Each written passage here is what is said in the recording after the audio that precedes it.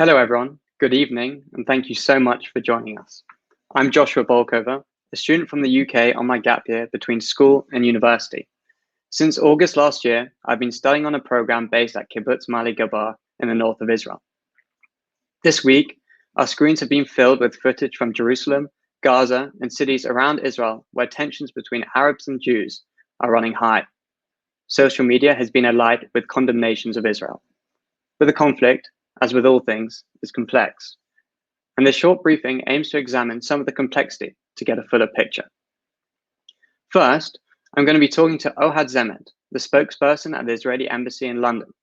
Ohad has also served as a senior diplomat at the Israeli Embassy in Egypt and as a legal advisor to the Israeli civil service. I'll be putting questions to him that have already been sent in, but if you have any more burning questions, feel free to scan the QR code at the top of the screen to take you directly to the question page on Slido, or simply go to sli.do/651544. After Ohad, I'll be talking to two Israeli teenagers, Ofer and Yael, who have been spent the past year on shlichut, working with the Jewish community in the UK. They are due to return to Israel shortly to start their army service. We will be hearing from them how it feels to be an Israeli in London and to be far away from home. Finally, before I turn to Ohad, a quick heads up. In the run-up to this event, we have had lots of requests from students requesting specific guidance about how to deal with social media and the conflict. We will therefore be running another event this coming Sunday night, the 23rd of May, between 7 and 8 p.m., specifically about how to respond on social media. So let's begin. Let me turn to Ohad. Ohad, can you just give me a quick... Hi, Ohad. Can you just give me a quick chronology about how we got up to this conflict, how it started, why it happened? Hi, thank you for having me. I can say we can maybe track this conflict back to the issue of the Palestinian power struggle, the Palestinian election. The Palestinian Authority hasn't done election for, I think, 10 years, and they decided, for their own reason, to call an election that was supposed to be held this May. For various reasons internal to them, but they decided to cancel the elections. They blamed Israel for not allowing the election to take place in Jerusalem. And what happened is that you have Hamas, which we all know is a radical organization which controls Gaza, and his charter basically wants to replace Israel with some kind of religious theocratic state. They thought they will use the election to gain more momentum and more political power within the Palestinian leadership in the West Bank, Judea and Samaria. So when they saw the election is not going to happen, they decided to use violence. So we saw incitement to violence in the Temple Mount. So they made it religion. We saw stockpiling rocks, throwing them at the police. The police need to police the situation and stop people from, I don't know how many people of you have been to Jerusalem, but it's very, very, let's say, a condensed area. You have the Temple Mount, you have Al-Aqsa Mosque just adjacent to the Kotel, and to stop people from throwing stones to worshippers in the Kotel and potentially to cause human lives. The police need to police, and basically one thing led to another. It was the holy month of Ramadan. More incitement came, and finally Hamas from Gaza decided to fire rockets in Israel in order, according to what they say and according to their official communication, is to defend Al-Aqsa Mosque from some kind of Jewish invasion. Right. But there's also been a lot of talk about Sheikh Jarrah, which is, I'm not sure you know, about in East Jerusalem, some Jewish settlers want to move in there. I was wondering if you could talk a bit about that and why some on the Palestinian side say that's a reason for the recent conflict and why maybe it shouldn't be. Sheikh Jarrah is, there is a legal dispute. It's not new. It's been ongoing for years in the Israeli courts. district court actually decided on it, and now it's appealed in front of the Supreme Court. So it's nothing new. As I said, what is new is using this in this whole cycle, let's say, of violence and incitement to violence.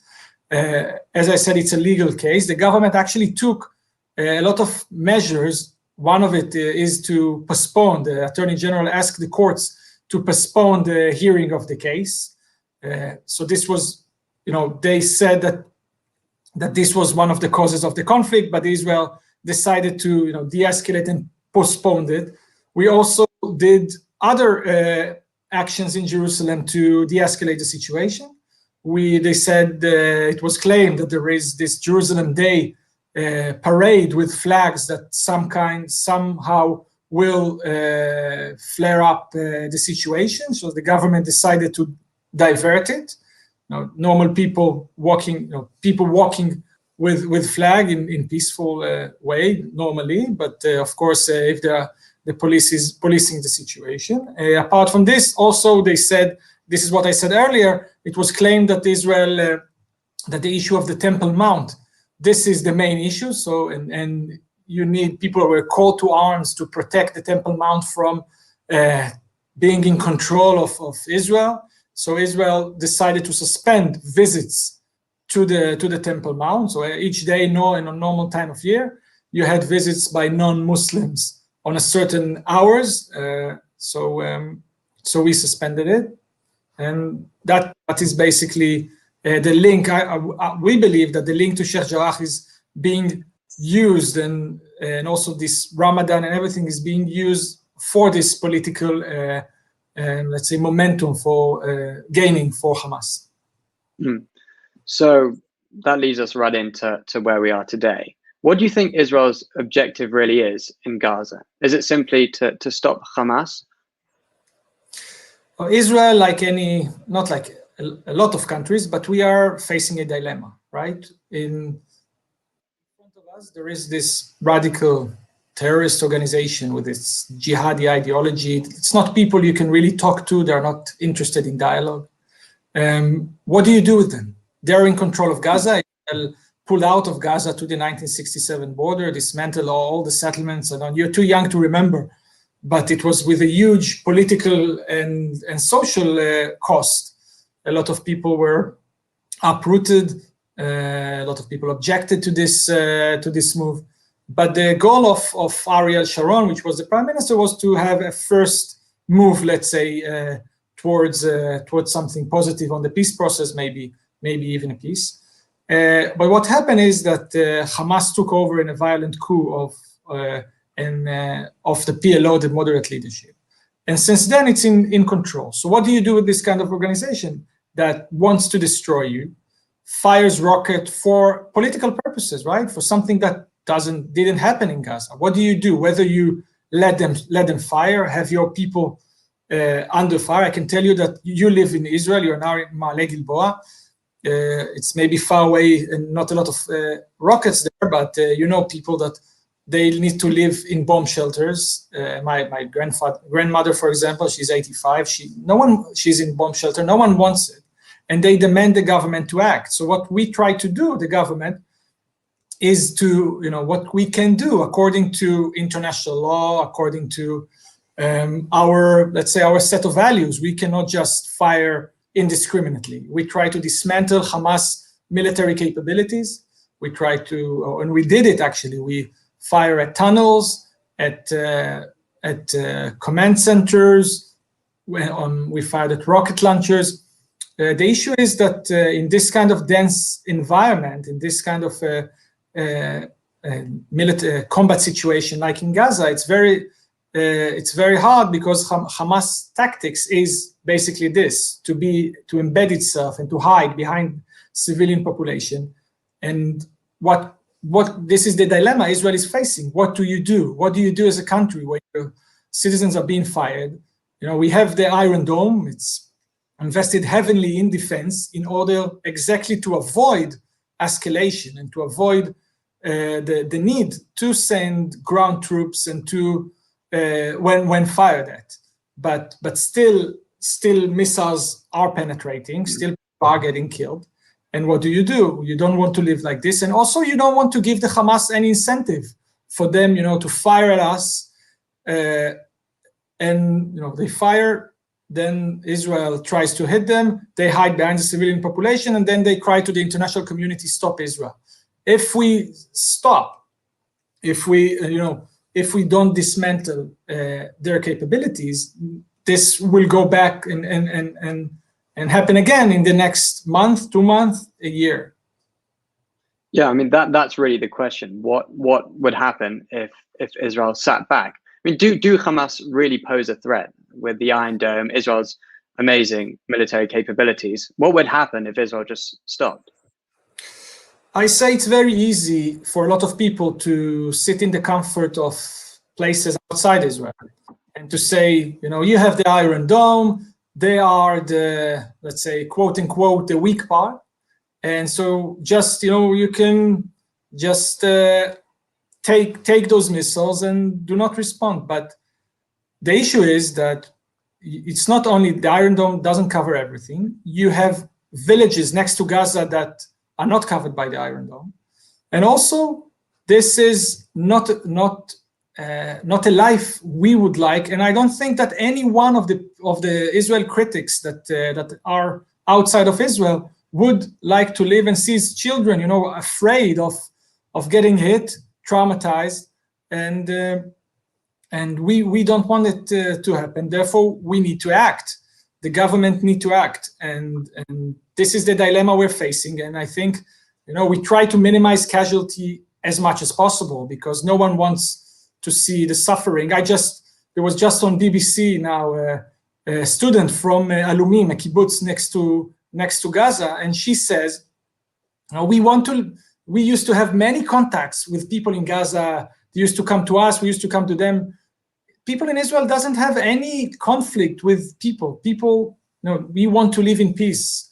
The issue is when you have this radicals organization that fired in Israel, and you don't see these radicals, this ideology, it has to be said, it's not only in Israel. We see it in the streets of London. Even we saw on Saturday, we saw in front of the Israeli embassy, people tear up Israeli flags, marching on them, throwing stones at the police. I have to say, it looks like Iran in the central London. And then on Sunday, we saw people, chanting "Kill the Jews" in North London. And those people now with social media, they get this incitement from. It's not because they have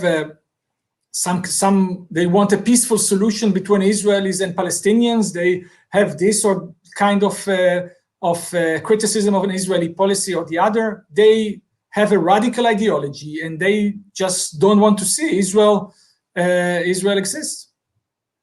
Yeah, interesting. I mean, you referenced earlier about the moderate Palestinian Authority and Hamas. I was just wondering whether there are any signs of some sort of progression in Gaza. Is there some sort of tiredness of Hamas? We've had this situation for over 15 years now. Is there any sign of Hamas's power weakening, or have we just got to see this conflict go on and on forever, really? I can say that we had 7 years, since 2014, 7 years of relatively calm in the area. And this is exactly the issue with this kind of organization, of these people with this radical ideology, is what do you do? Whether you appease them, whether you have different strategy, whether they will be ever pleased with something, because these are not people you can sit and just negotiate. We are in contact and in close cooperation with the Palestinian Authority. The Israeli official policy is that we want to have direct negotiation with them. We want peace. And we saw it with the peace. People underestimate the agreements we had with countries in the region. These are countries that, they had this incitement of the Israel being the demon, the enemy, the colonial power that they need to get rid of.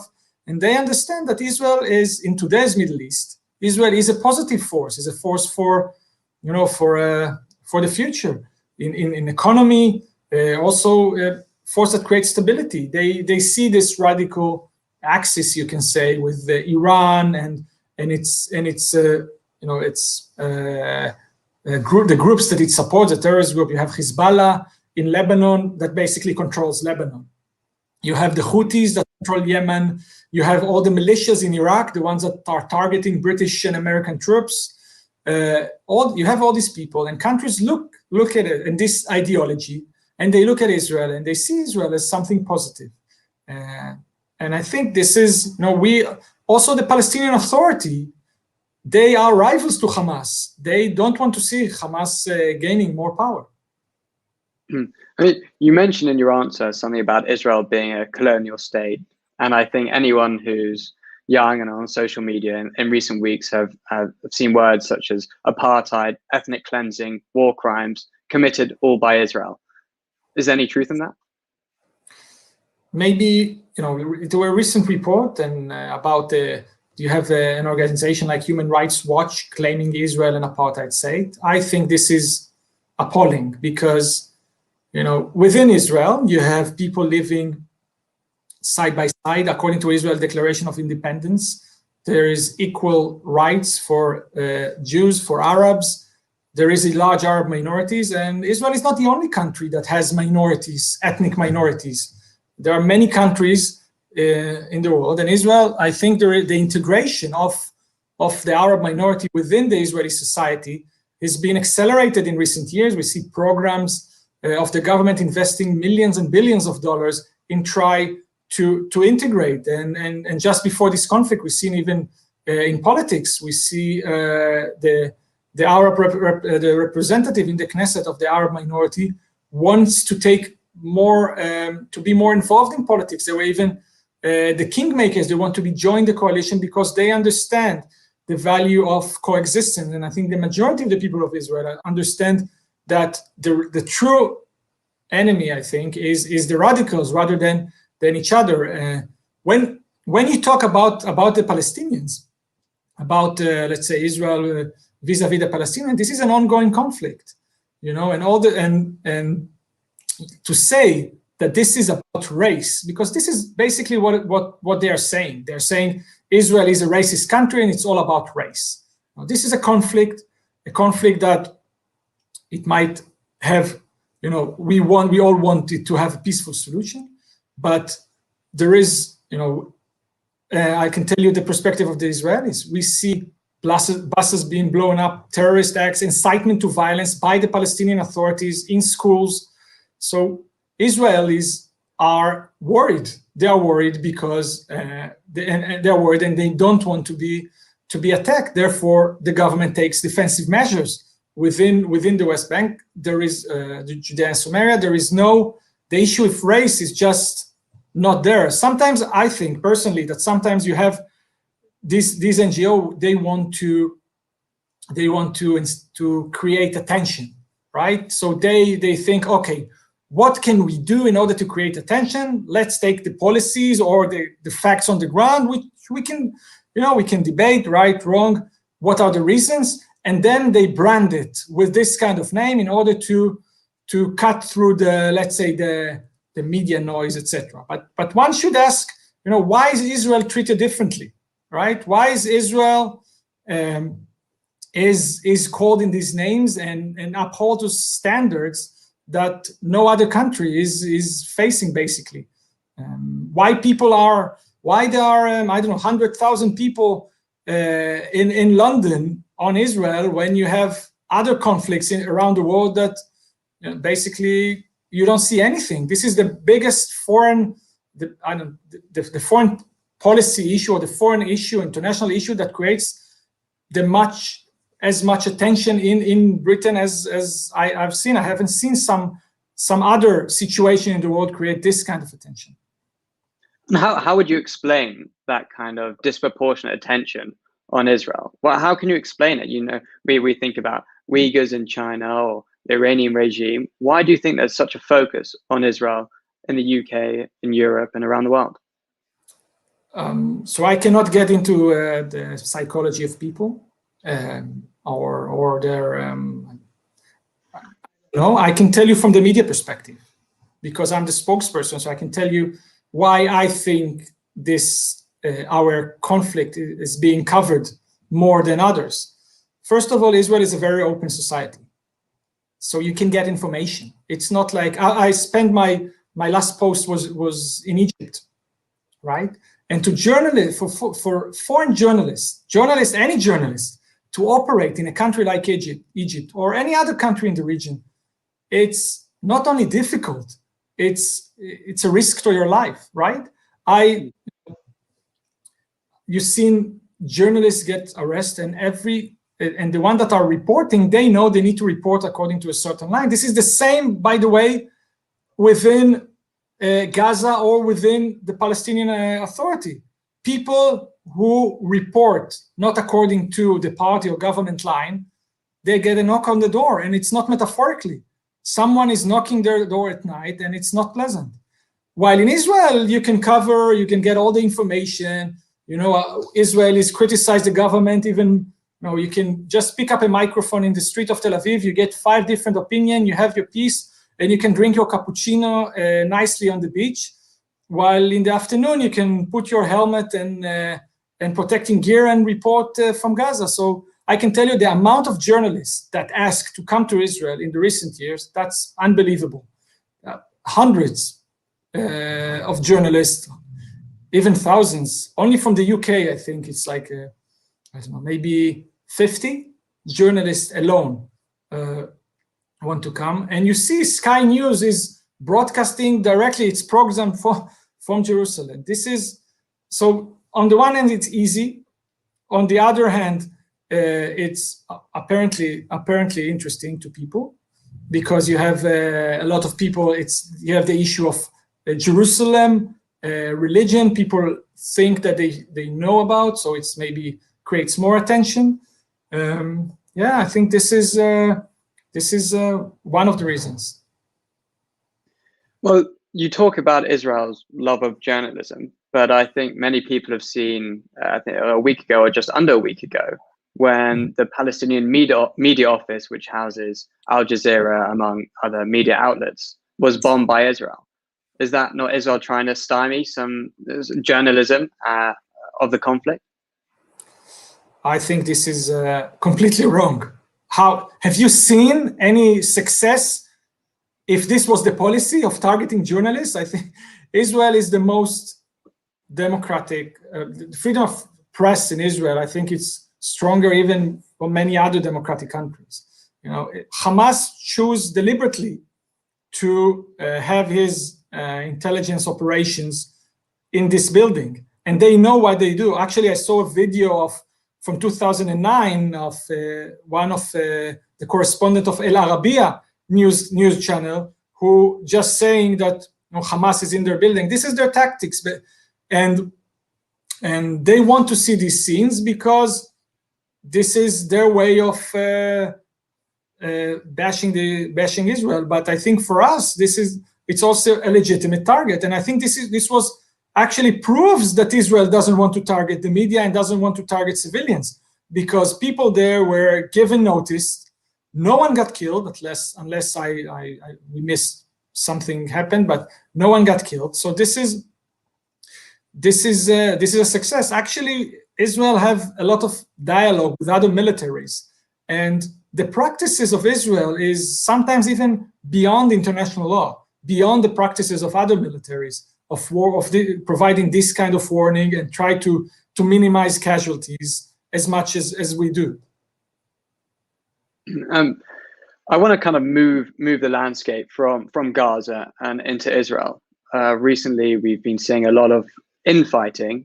Even President Rivlin talked about a possibility of civil war. Take examples like Lod and Ramleh, where Arab and Jews are fighting each other. You said earlier that a lot of Arab Israelis who live in Israel are seeing equality between Jews and Arabs. So why would fighting like this break out? This is very, very sad to see the images coming from Israel, because the majority of the people, I can tell you, wants to live in peace and coexistence.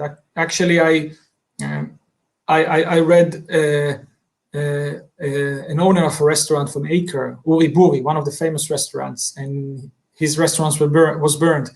And he was asked how many Arabs, whether you hate Arabs because what happened, and he says that there are much more Arabs came to help him put off the fire and reconstruct than the one that burned. So a lot of people are really value coexistence. I think the issue is, as I said, with this radical ideology we're facing with, and making this a religious war, making this a holy war, and they don't differentiate between government policies, whether normal civil citizens, and you see it in London. They just say kill the Jews, right? So this radicalism, this is something we have to fight, and I think President Rivlin is doing a lot to try to bridge the gap, and the government as well is doing a lot to invest in this, and I really hope for better times. Mm-hmm. And you mentioned earlier about this Arab party in Israel who have said we're willing to form a government. They're Ram, that's their name. I was wondering if you could talk a little bit more about them, because that's a sign of coexistence, but also what the Israeli response to them has been. Has it been, we want them in our government, or has it been actually, there may be fundamental aspects of this Arab-Israeli party, and we don't want to have any connection with them?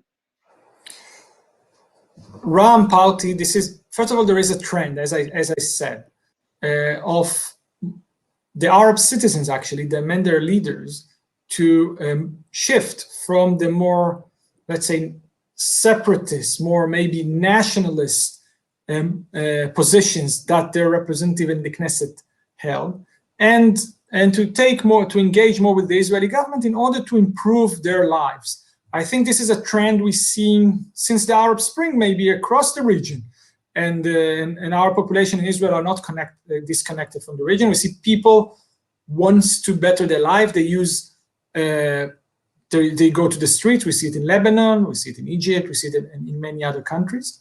And so we saw people in Israel now, Arab citizens of Israel, go to the street, demand, for example, the government to tackle crime, a situation that is very much very much a struggle in Israel, because the issue of policing within a more within minorities, within more conservative areas, it's a challenge.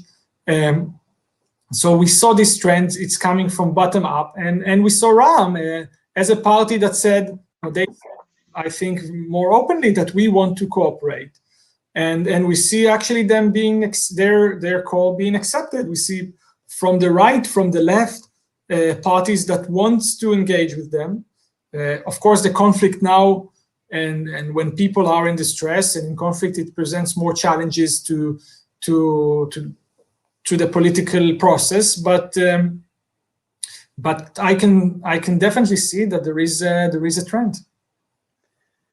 Talking about political responses to crises, has there been any change in Israeli politics since before and after the conflict broke out? We can all see Bibi Netanyahu may stay in power once again, survive once again. So maybe you can just give us a map of what it was like before and what it's like now. I'm a diplomat. I'm a civil servant. I stay away from political debates. All I can say is that we had 4 elections in 2 years, which is a unique and rare situation of governmental instability. We all hope to have a more stable government, and the Israeli system, because of coalitions, it's a little bit different than the one in the UK. All I can say is that there is ups and downs, and debate is shifting all the time. Currently, the mandate to the president gave the mandate to forming a coalition to Yair Lapid, which was the leader of the opposition. I think he has some more days, to maybe a week, 2 weeks, to try to form a government. And if he fails, it goes to there is 14 or 21 days for anyone who is willing to do it within the Knesset, who can have a majority to do it. And if not, the parliament is dispersed for another election. So we'll see what happens. My guess is no better than yours.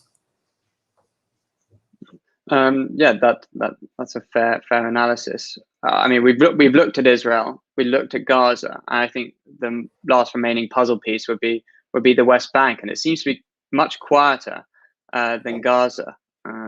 You know, maybe it was I don't know. I know you're a diplomat. Maybe you can't comment on these things, but maybe it was the wrong idea to actually leave Gaza, unilaterally withdraw. Maybe we should, like the West Bank, where there is military control over it, we should go back into Gaza and invade it, and maybe instill some sort of calm. What do you think about that? I think that what the disengagement from Gaza taught the Israeli public is that, you know, the issue of radicalism in the Middle East is not only in the Middle East, is also here next to us, and you see all around the region.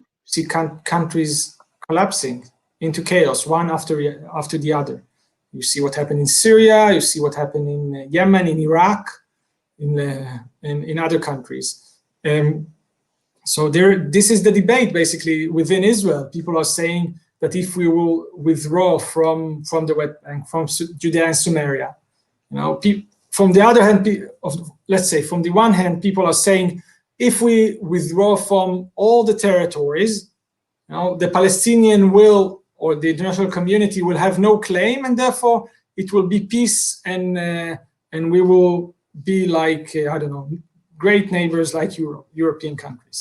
On the other hand, you have people in Israel who are saying, we saw what happened in the region, countries collapsing. If we withdraw from the West Bank, from Judea and Samaria, what will happen is that we will see another failed state, potentially like happened in Gaza when Hamas took over the Palestinian Authority in a violent coup. Therefore, there is, from the security perspective, less incentive or less optimism, let's say, of withdrawing. And you know, we hope that as I said, the Palestinian Authority, I think it's the leadership will sit and talk with us, and peace will gain momentum within the people, I think. This one is directed to the students watching this. You know, there a lot of social media talk. You know, yeah, pictures of children in terrible states, dead. And you know, we've heard about how Israel trying as much as possible to reduce casualties. But besides on social media, how do you think Jews, and particularly Jewish students in Britain, can defend Israel? How can they do that?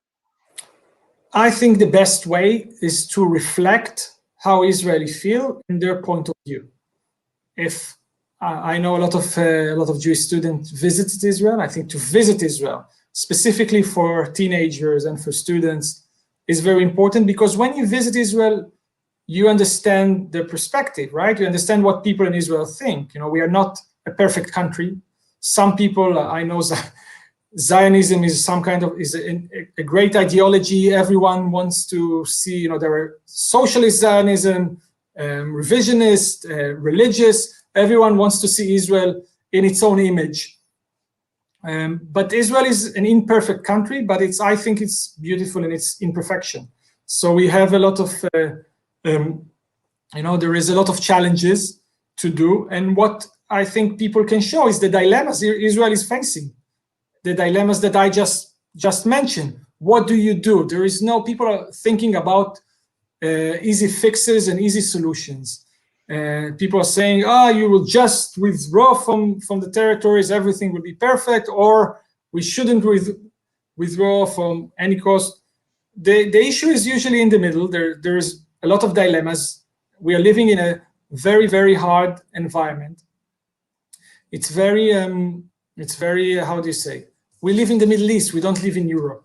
And I think this is also the neighbors we have.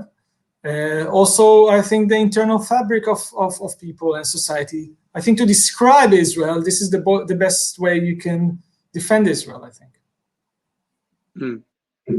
And you outlined throughout, this is going to be the final question before I go to Ofer and Yael. You've described the dilemmas and this almost impossible situation with Hamas in Gaza. I was just wondering whether there was an optimistic note you could end your thing with. We've seen recently peace and the Abraham Accords with the UAE. Is there any sign of this conflict ending, or is it just going to go on forever? I think the peace with the Arab countries showed that people in Israel want peace. Support the peace agreements received within the Israeli parliament from all political parties. Everyone supported it. Came, there is a convention in Israeli politics that you bring a peace agreement to the ratification of parliament, unlike other international treaties, and everyone supported it. So that means this. I can tell you there is a survey being done every year by the Israeli Democracy Institute and Tel Aviv University that says that the vast majority of Israelis want peace. So I think this positive experience of peace, right, that Arabs in the region will see, and also the Palestinians will see, can create a dynamic that people will say, okay, peace with Israel is good by itself, and therefore the compromises that we need on both sides to do, right? Israelis need to compromise, but also the Palestinians will need to compromise, because there isn't a quick solution. There are issues both sides will need to compromise on, but they will see that the benefits from peace are far greater, because currently in the Middle East there is a lot of pessimism. They saw what happened specifically after, Israelis see what happened after the Second Intifada, when the Palestinians were, rejected every offer by us, by the Americans, and they saw that what came afterwards a wave of terror, and now they saw the Middle East basically collapsing, and they need some optimism. I think the region needs some optimism, and the Abraham Accords have the potential of providing one.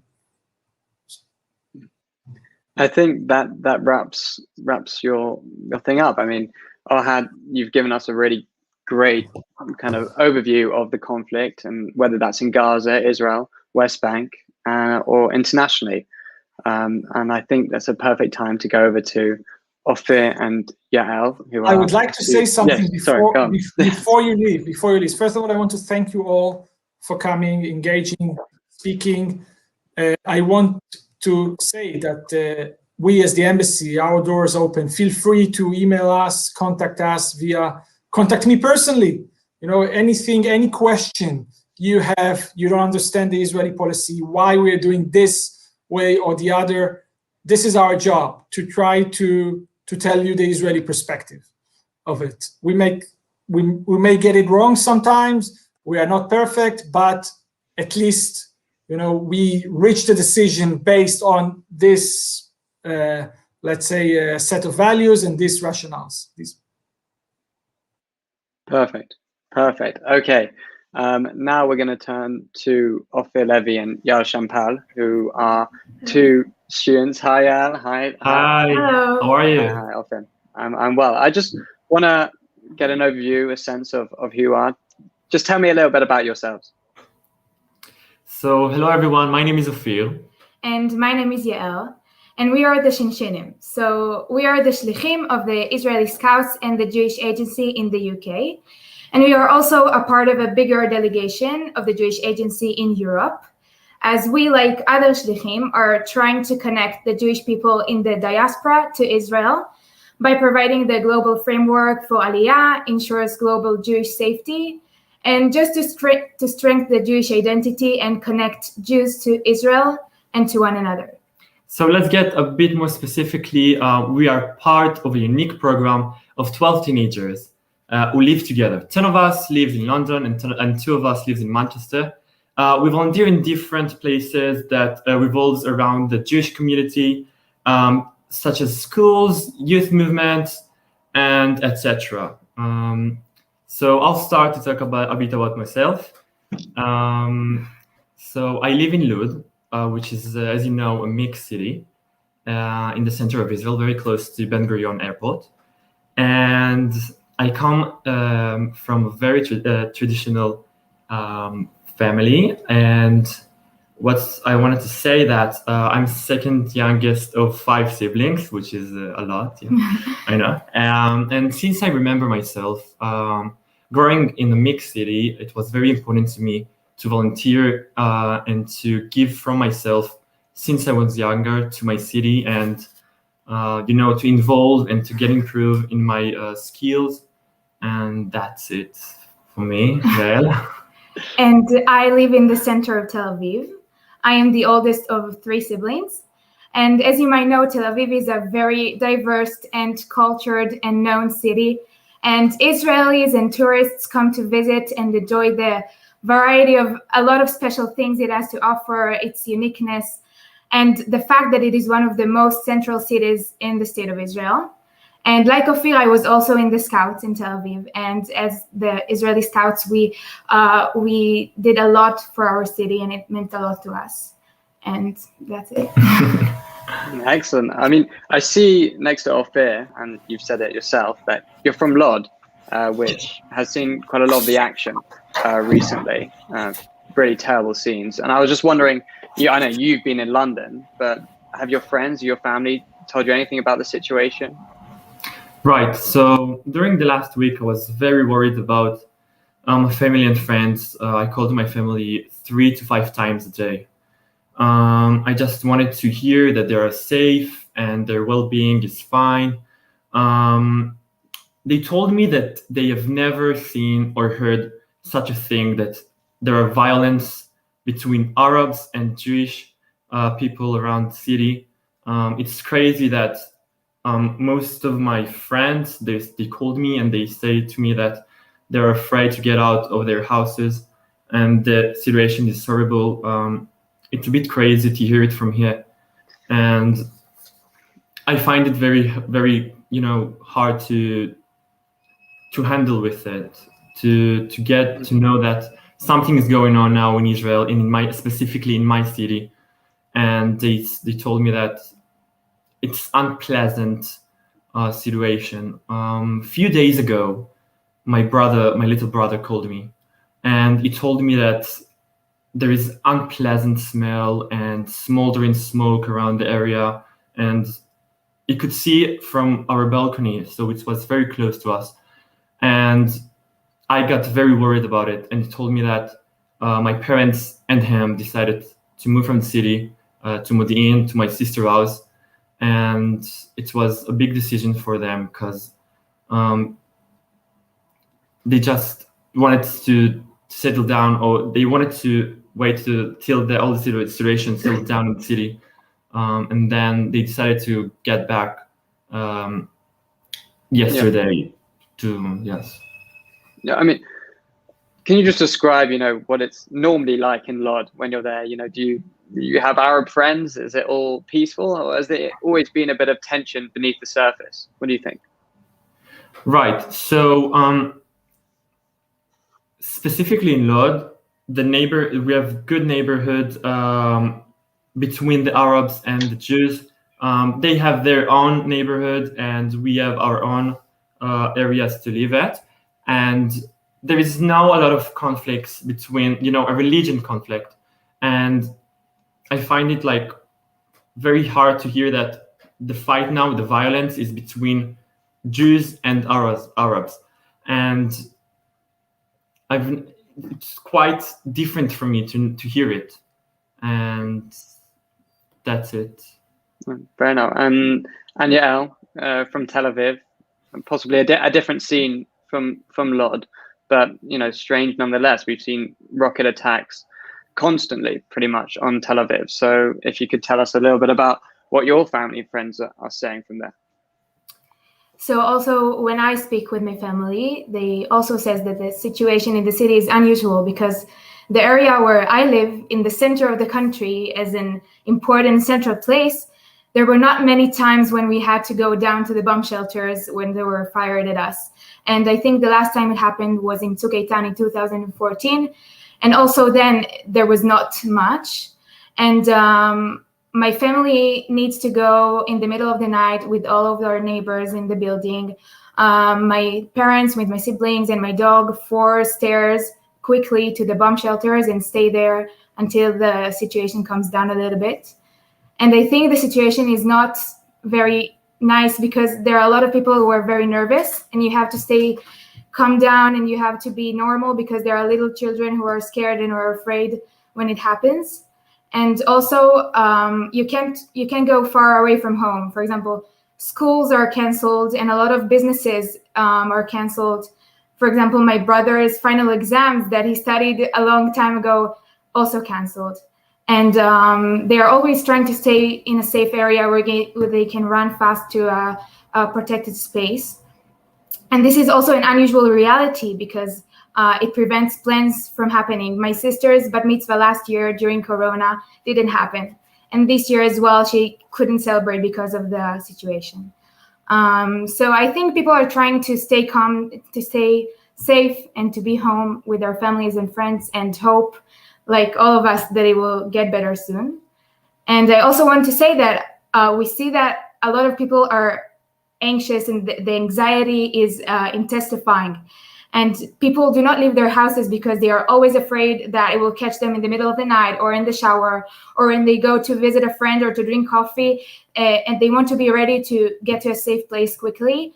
And it's important that also parents are keeping their children close.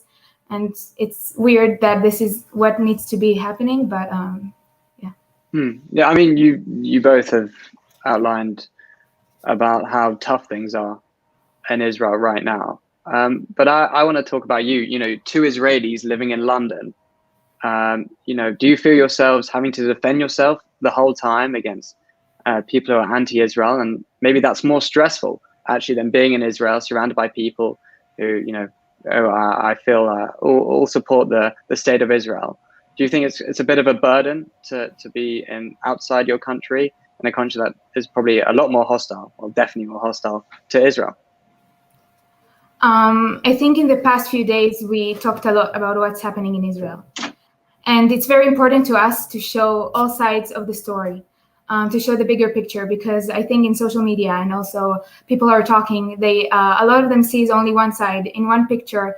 And I think it's important for us also to talk with people who don't live in Israel, who don't usually know the places, maybe didn't even visit the place, to explain and to show all sides and what is really happening as Israelis who have a lot of friends and family now, and we are here only for 1 year and we're joining the army next year.